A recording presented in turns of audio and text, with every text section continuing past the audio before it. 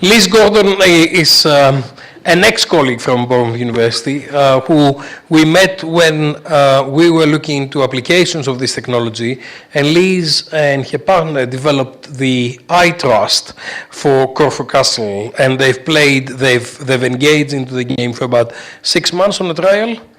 Yes, it ran for about. So I've asked Liz to come along and share with her her experience, share with us her experience on how they found that on the application on the ground, how it worked. Please. Thank you very much. Thanks, Dimitrios. Thank you for asking me here today. Firstly, I realised that me and the next speaker are new in the pub, so I along fairly quickly. And my colleague Laura sends her apologies because she actually had to attend a meeting in London today, otherwise she would have loved to have been here. My name's Liz Gordon. I run a social enterprise based in Poole called Brilliant Fish PR and Marketing.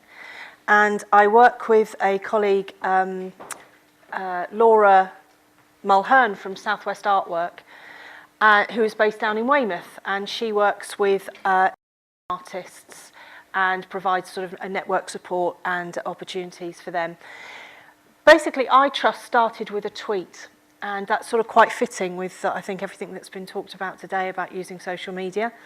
I happened to see Laura had tweeted that the National Trust had launched something called Trust New Art, and that they got some fantastic projects in London. And she said, what a shame we can't do something like that down here in the Southwest. And so I immediately tweeted her and said, yeah, if there's anything I can do to help, love to be involved. And we met up, we got talking, and this idea evolved where we wanted to engage, in keeping with the Trust New Art initiative, engaging young people with their heritage. And the best way to do that is to communicate with them the way that they love best, and that's using digital media. So we came up with the idea of iTrust. iTrust, the name, didn't come up straight away. That came about because we actually went to Corfe Castle and said we would love to have a game here that young people could use, that they could interact with their local surroundings, get to know a bit about the history of Corfe Castle, and we'd love to do this as a trial project. And they said, yes, we'd love to support you, come along. And we met with them, and it was a GPS-based game, and I think it was mentioned earlier, somebody was talking about sort of mobile technology, mobile reception. We did have problems at Corfe. There are certain networks that weren't particularly successful.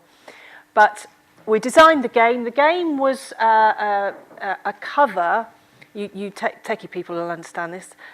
It was a cover on a Where I Go app. It was all thoroughly researched, it was all historically accurate.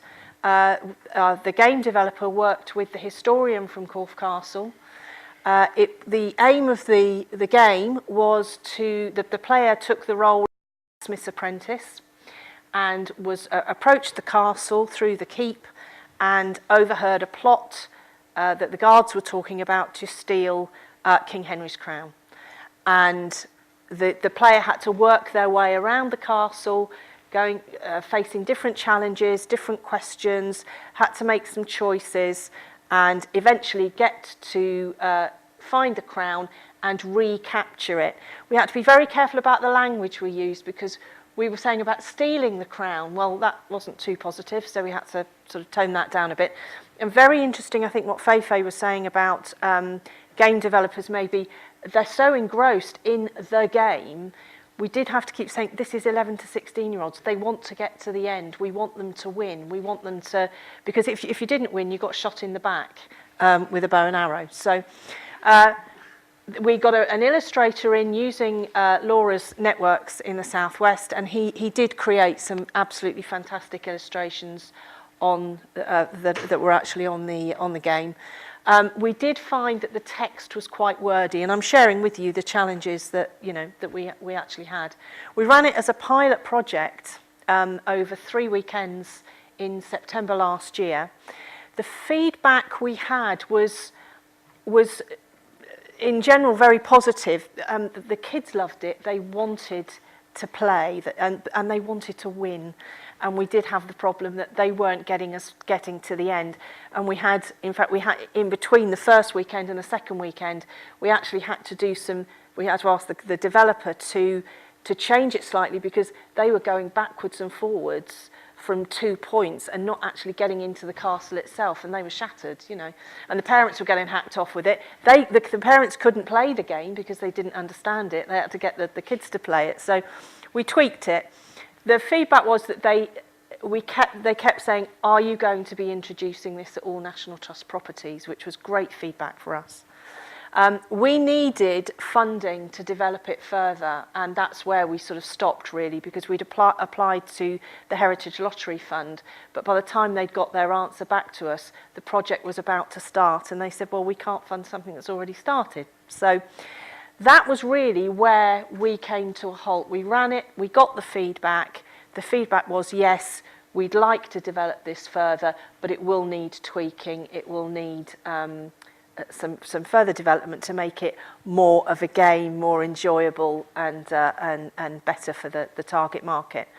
And it was at that point that Jessica found us on the web and was looking for that was being used in tourism that she wanted to use to further her PhD research. So that's where we are at the moment. We're looking to work with a creative agency to design something using augmented reality.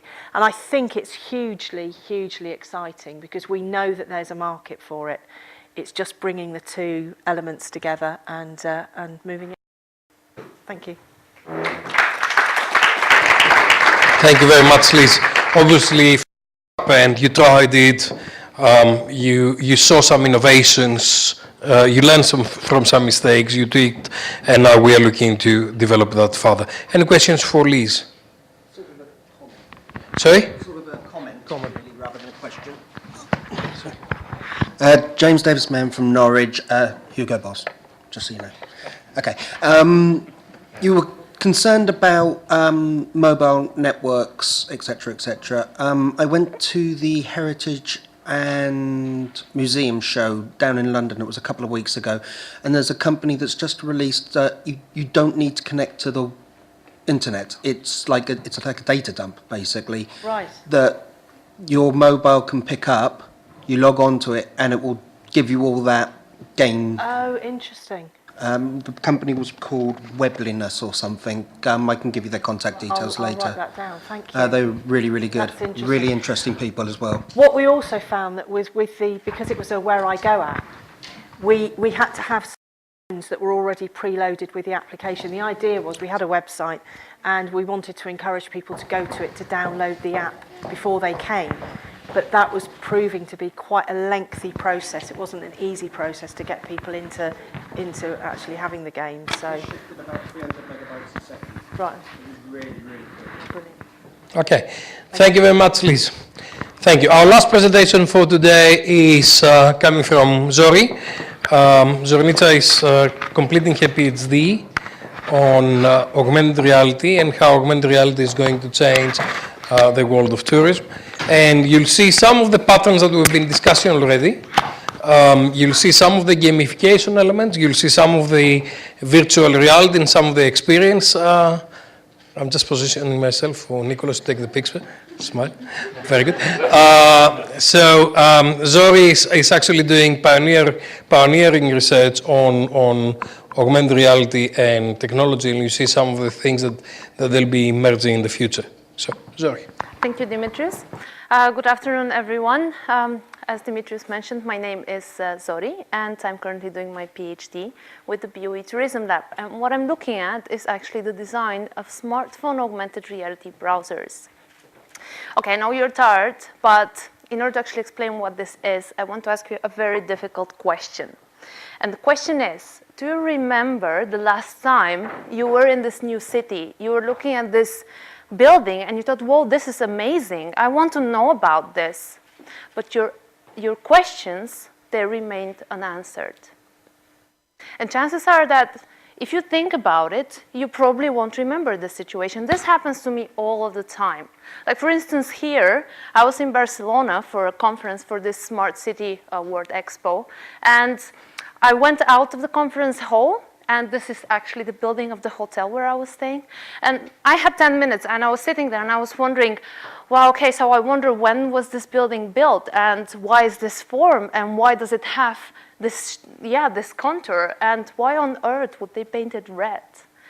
And of course, well, I have a geoinformation background, so I always carry with me a lot of maps and a lot of guidebooks. And I have more than 300 applications on my mobile phone, so I try to find this information. But I only had 10 minutes at the time. So I said, okay, let's take the photo and I'll check it out later. And because this information is increasingly becoming more and more, we have more information that is relevant to tourists in situations like this. It is great that now we have these devices that they provide us augmented reality.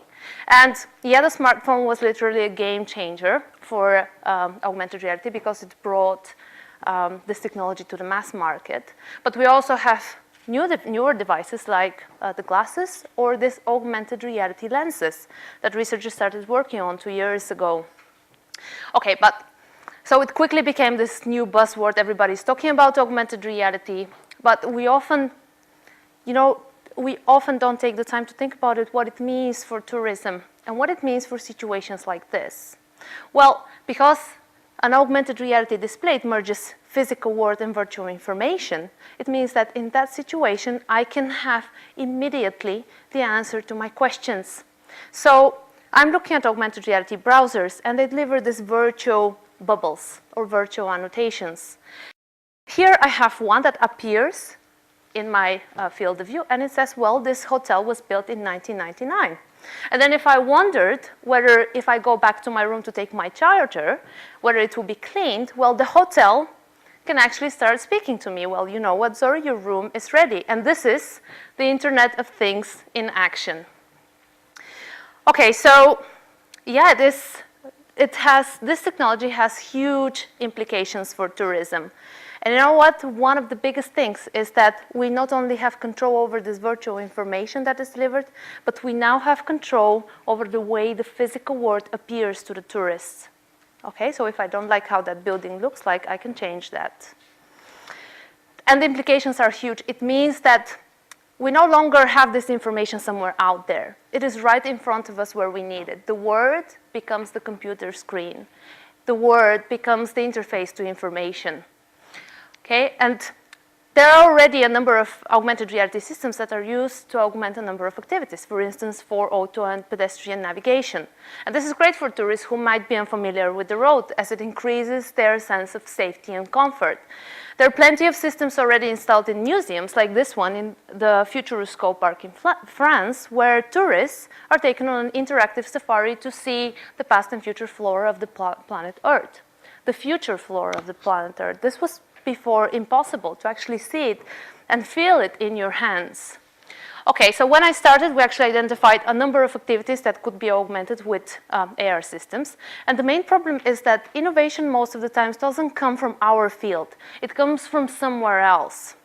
So we started looking into that more. And one of the problems that we face is that we actually don't know, because of that, what are the questions that tourists have? What information would they like on that display? And now you see, when we put the smartphone on top of that, we realize that this problem is actually very complex because the smartphone is very small. And we have a problem if we want to push all of this information on this small screen. But there is another challenge, that when I hold my hand like this, maybe sometimes it starts moving and shaking, and then this could degrade the experience as well. So when I started, we didn't know what are those problems that tourists experience when they work with smartphone augmented reality browsers. And it was important to know because a number of urban destinations, they already have such applications, so tourists are already using them. So what we did is we collaborated with the Geoinformation Processing Unit at Enschede at the University of Twente. And there, Dr. Corné van Elseker, who is from the International Cartographic Association, he has developed this equipment for testing mobile maps. So we took this equipment and we asked some tourists to walk in the city center of Bournemouth and use smartphone augmented reality browsers to actually find information about specific attractions here. Okay, we specifically identified attractions that we thought would be easier to find information for. For instance, the Oceanarium, the Information Center, things that are critical, so to say, if we are developing augmented reality application. The equipment gives us this synchronized signal from the hands of the user, the environment that they're facing, the upper two screens, also their whole body, and what is happening on the screen of the device. And this is great because it's all synchronized in real time, and we could then analyze the data. And we got some very interesting results, which we just got accepted in a few papers. But some of the we had results such as that the movement of the annotations, it actually doesn't influence so much the experience of the tourists, and that, well, there is this general wow effect because tourists really like the idea. But the biggest problem was a surprise, because it turns out that the biggest problem the tourists experience is something actually very simple. Because when they look at the building, for instance, when we asked them to find information about the waterfront building, they couldn't associate any of the bubbles with this object. And this happened time and again. They couldn't actually associate these virtual bubbles with a specific object in their environment. Or when they did, they made mistakes. We started looking into what are the possible reasons for this, and it is out of the scope of this presentation, but we started developing these different design alternatives to try to figure out what is the best visual design and what is the best content that we should provide to tourists when we deliver these virtual annotations. Okay, and that comes out is that, well, yeah, context plays a huge part in that, because me pointing the phone towards the seat there is not the same as you pointing the phone when you're in Paris towards Eiffel Tower. So we need different information. And there are a number of factors, as you can see here, that can influence what information we need. If we can somehow detect what are those factors, this is the basis of context awareness. So we use this information to actually adapt the interface, to change it, to provide more relevant information. So as I step outside, the phone will provide me with different annotations, because then I would need different information. Okay, and this is the basis of context awareness and adaptation. This is not something new. Okay, the idea has been around since the 70s maybe. Now it's more important for mobile phones, but fine.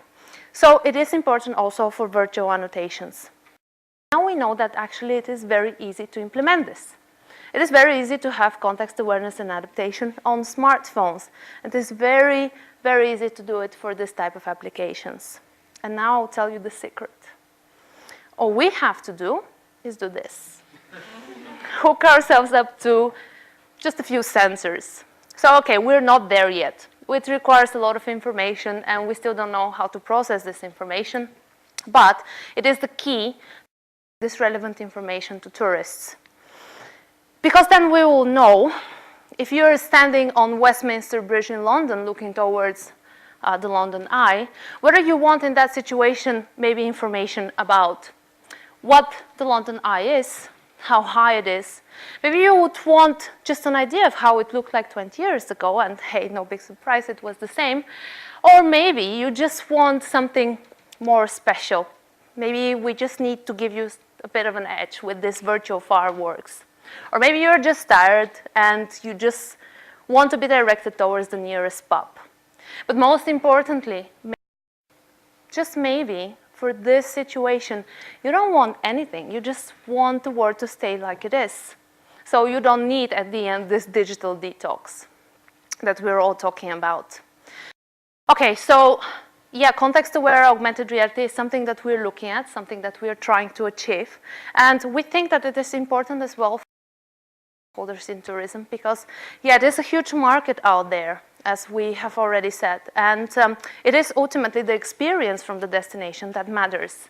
Barbara mentioned earlier that technologies are already changing this experience. Like it or not, technology is here to stay. It has an effect of this experience. And in order to change it, in order to shape it, we need to understand how these technologies are changing this experience. So learning about such technologies is fun and cool and awesome. It's a guarantee that we have a saying in this future and how technology changes the tourist experience. So we are very, very thankful that you took the time to learn about this today and be with us and understand how technology will shape this experience. Thank you very much. Thank you, Zori. Questions for Zori? Or comments?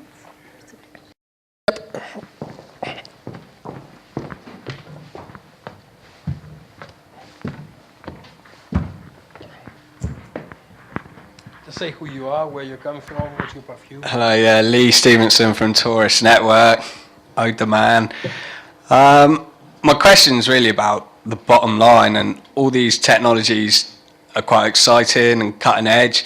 Does anyone know, like, how many noughts you could expect to pay for these sort of features?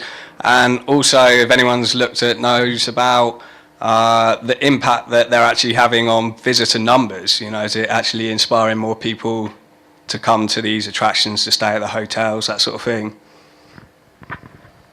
Yeah, thank you for this question, for these two questions. So I'm not sure whether there is official, actually, okay, augmented reality is something that is changing really fast now. There are constantly conferences, events, there are constantly new applications that are coming out. And I have been unable to find a document with statistics about how many people are currently using it, how many are expected to use it in the future. One market research company actually released such a report 2 years ago, and it was only expected downloads and expected number of applications as far as I remember. And the thing is that, you know, okay, we look at the experience with augmented reality, but not many people are doing this. Not many people actually. And if you think about it, it is a bit difficult to actually do empirical studies that try to understand the experience before using the technology and afterwards. Yeah, Barbara is now trying to do this overall, but I haven't seen such reports. It will be really interesting to find out. What I have seen, though, is many positive comments on both Google Play and on the iPhone market for augmented reality applications. I saw this myself in the experiment that I did. When you, even though tourists, they see for the first time an application like this, I show them, okay, so now this is it, this is what it does. I show them, and the first reaction is always, wow, this is amazing. I didn't know that we could do this. And then they start working with it and they realize that, okay, there are specific problems, but the reactions are very positive so far. I think that companies now rely actually on this effect. So no, there isn't a statistic, but as far as I have observed from comments online and from the experiments, which is not enough, I understand, but the effect is really, the perception is really big. There are, just one final thing, there are 3 studies, early adopters of augmented reality, and they did an online survey, okay? And they asked people, they asked people about your question as well. So what are your experiences? Would you use? For what would you use them? And I think you will find them useful. So I'll, if you have, if you want to, I can send them over afterwards. Yeah. Very difficult questions, no answers. I think Zori did fantastically well. In all my career, and I've been in this business for 25 years, I take 2 things for granted. The technology is going to sort out itself, and everything is possible technologically, number 1. And the second thing is that everything that's technological is becoming affordable. So it's only a matter of time. If I was telling you 20 years ago that you'll have a mobile number, you'll have a number, telephone number, that's going to follow you around the globe, and it's going to be constantly available to you. You'll say, how much would that cost? Who is going to do it? And now we call it mobile phones, and we're carrying a couple of them in our pockets. Number one. Number two, similar things on social networking. If I was telling you that you are not going to buy newspapers and you're going to put all the information about what you do, pictures and all the rest of it, on somewhere for everybody to see forever, you'll say, it's crazy. Today we call it Facebook or Twitter. So what's happening is that we are moving through a transformation, engineering of the society and everything we do with this. And I think what's going to happen, you're right on this, is that there'll be new business models that will be emerging. And the other thing that's very interesting is that the younger generations are interacting in very, very different ways that we do. Who has picked up a brochure from a tour or from a travel agency recently? Has anybody picked up a brochure in the last year? I picked a couple. Every time he comes to my office, he brings papers. He loves paper. Who bought a newspaper in the last week? You know, there are a lot of... Who is watching 3 hours of television per day? Someone was telling me that you are? Sad person. But you're multitasking because you're always on 2 or 3 things. So you're not actually watching. You've got that as a background on the. Is it? Okay. Well, the question is, what's happening currently is that a lot of people are watching television, but actually they are watching it on YouTube or they are watching on online. Or, you know, there's a lot of different things that are happening. So back to your thing, business models are going to emerge to follow the demand. And what we're trying to do here, we're trying to do 2 things. Trying to understand the user requirements, what people really want and how they want, and then going back to the engineers and tell them how to develop it. So we're the interface in the middle that brings those communities together for a vertical industry, which is travel, tourism, hospitality, and everything that's away from home and everything that's away from work. I think that the main factor for now for businesses these are very important questions that you asked, but I think for now businesses rely on this huge wow factor, this novelty that augmented reality has. And I just remember that I've seen another piece of statistics study that said that, that was talking about the success of marketing campaigns and how huge, this is why we have so many augmented reality marketing campaigns, because people find it something new, something to be surprised of. But yeah, no statistics so far. Okay, I think I'm dying for a beer. It's about time that I'm going to bring it to a close. Thank you very much, Zori. Thank you very much to all the presenters. I hope that you enjoyed it. I hope that you'll be able to join us and let us in the square so we can concentrate and have drink something to eat and continue the discussion. Please engage with us with the conversation, the research that we're doing. Now you know what my guys are doing and each of them, and hope that we're going to be able to collaborate more in the future. Thank you very, very much.